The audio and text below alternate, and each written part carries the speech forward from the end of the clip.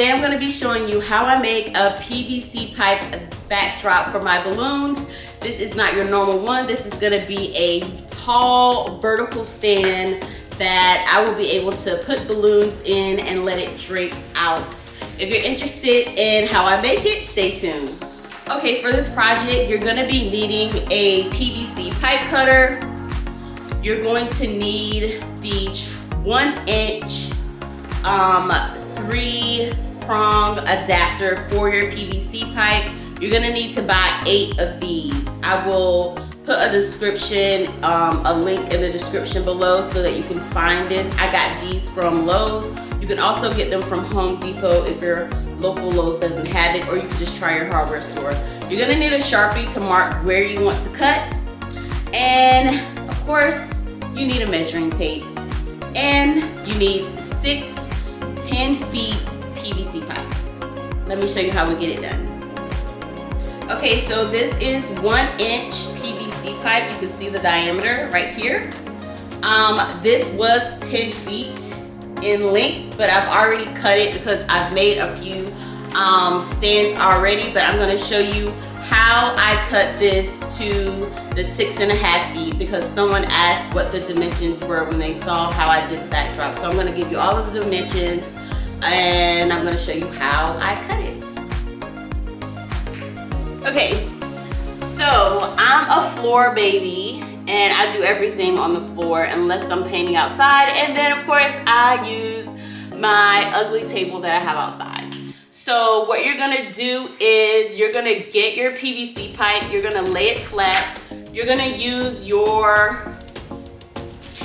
tape measure to measure how long you need this to be for your space. There is no real number, guys. There's no real number. I made my tall poles 6.5 feet long because I knew that I wanted my balloons to hang to the ceiling and drape through this backdrop stand.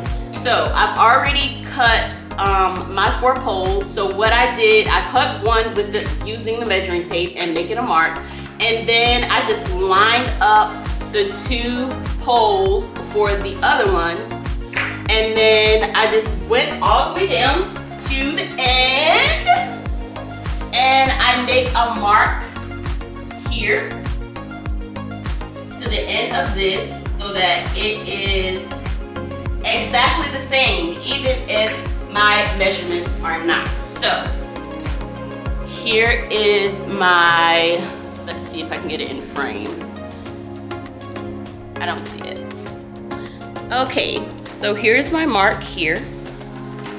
And what I'm gonna do is take my pipe cutter and go ahead and open it up.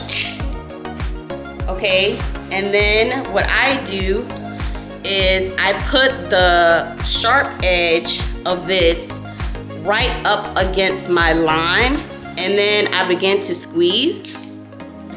You have to squeeze it until it gets so tight, guys, and then it will begin to cut the pipe.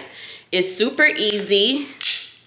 It's better to do when you're actually sitting down on the floor than standing up, but I want you guys to see how easy it is to do this. It's about to go over. You can see it.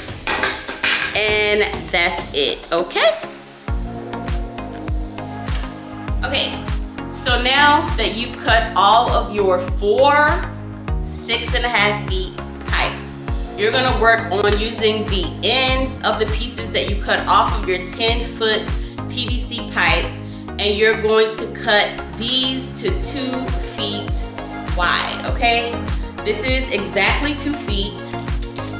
You just put your tape measure on and measure just like you did the long piece, right? And then you're gonna make a mark with your marker. Do not use one of those wipe away markers because you're gonna be sorry. I did that for my first project and I didn't let my thing, they didn't line up. So now you use a permanent marker because you're not gonna leave these white, okay? Because if you leave these white, you're gonna see the words that say 1-inch pipe or whatever wording it has on there because it comes in red, okay? So The next thing you're gonna do is grab the spray paint of your choice. I chose a metallic silver. I will show you what that looks like.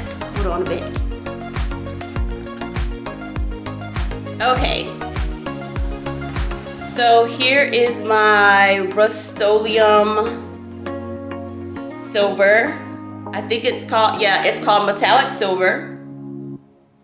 And this is what I use for my spraying, okay? You're gonna spray all your pipes and all of your fittings, okay?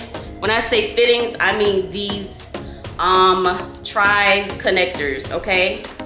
Please make sure when you go, you make sure that each hole is 1 inch, because they have some that 2 are 1 inch and 1 is like a ½ inch. Do not get that one. They all have to be the same diameter so that your poles go in, okay? Once you finish spray painting, you're gonna put it together, and I'm gonna show you how I do that, okay? Okay.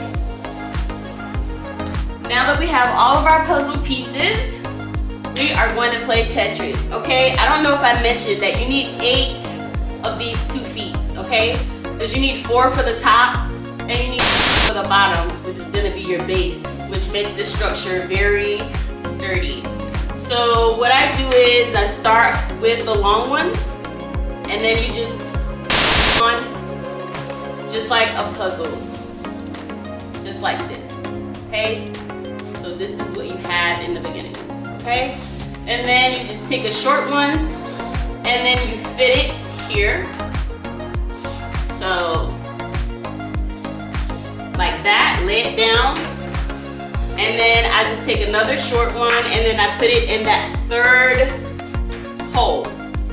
So then you get another connector, and then you put it on, and then you just keep going. Another short one to match beside this short one right here. Then you're gonna go for a long pole for the end on this side right here. By the time I'm done, I'm gonna be trapped in this box. You just clamp it on just like that, and then you just keep building.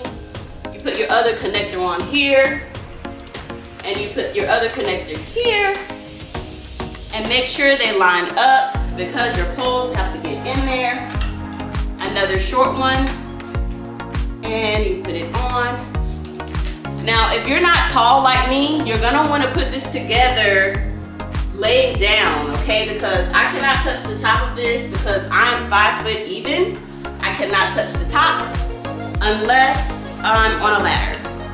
So let me take you to the other end. Let me zoom in a little bit. This is what you get so far. And let's go to the other end.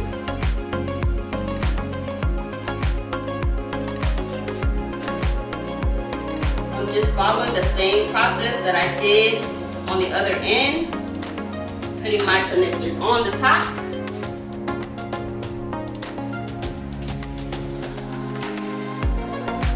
And then I'm going to grab my 2 small pieces here, put one inside the frame. I'm going to put one here. Back, grab some more connectors. Get your last 2 pieces.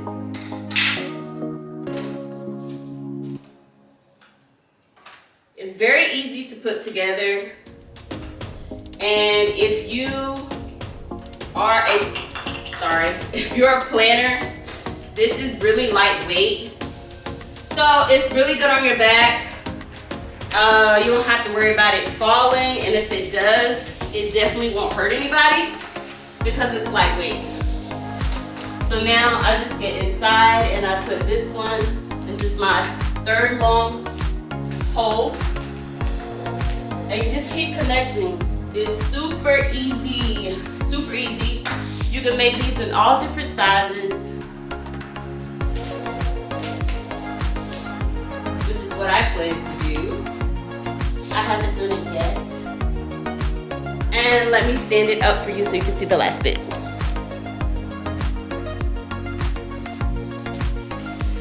Very easy to stand all by yourself. And there you have it. I really hope you guys enjoyed this tutorial. If you want to see more tutorials like this, please make sure you hit the like and subscribe button. And happy making. Stay tuned for some pictures at the end to show you exactly how I use the structure. Bye.